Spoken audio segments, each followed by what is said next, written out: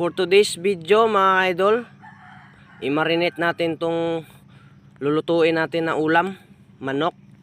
Ayan, masarap yan mga idol. Nilagyan ko ng toyo, sabay lagyan ko ng konting suka.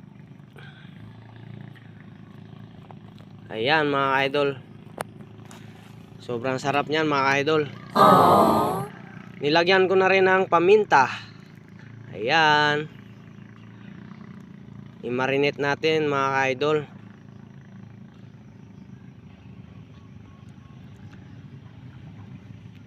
Ayan, halo-haluin lang mga idol.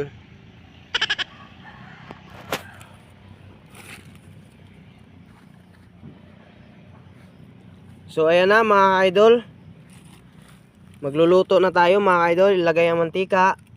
Mag-aadobo tayo ng manok mga idol. Siyempre gusto ko yung merong konting sabaw mga idol. Adobong may sabaw. Ayan, ilagay ang sibuyas, bawang. Ayan, sarap niyan. Ayan, halo-haluin lang mga idol. Ayan, ilagay na natin ang manok. Wow, sarap niyan mga idol.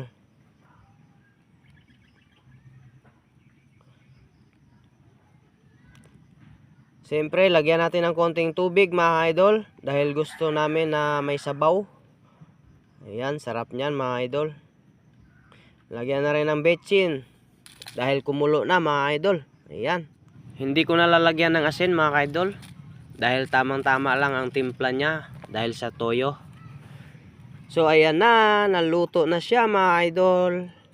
May kanin na rin.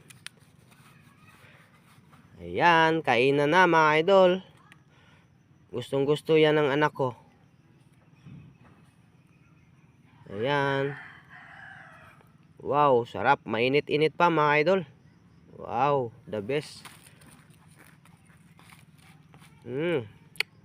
Dapat kapag tatay ka na, marunong ka na rin magluto.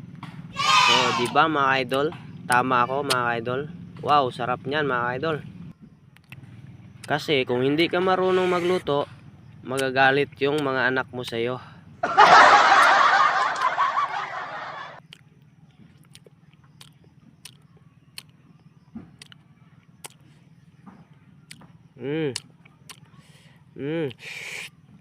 Wow, sarap mga idol. Grabe.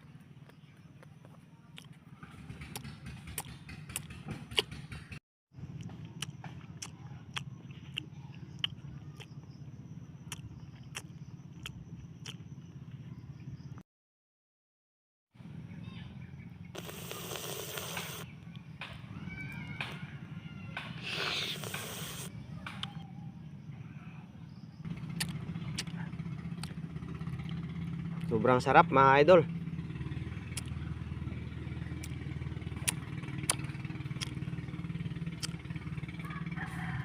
Sana nagustuhan nyo po yung video namin.